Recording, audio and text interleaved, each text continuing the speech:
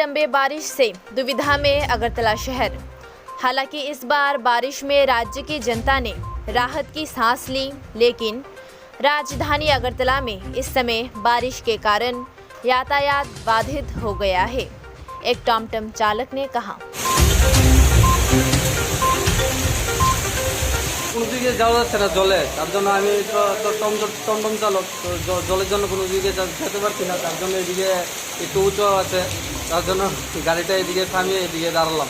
কতক্ষণ হয়েছে মানে বৃষ্টি তো অনেকক্ষণ ধরেই চলছে, প্রায় 2-2.5 ঘন্টা ধরে বৃষ্টি চলছে। তখন কি রাস্তায় কি জল উঠছে? প্রচণ্ড জল। কোন দিকে বলতে?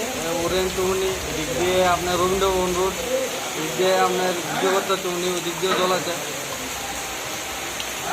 মানে কতক্ষণ ধরে চলছে বৃষ্টিটা? বৃষ্টিটা একটু 2 ঘন্টা ধরে চলছে প্রায়।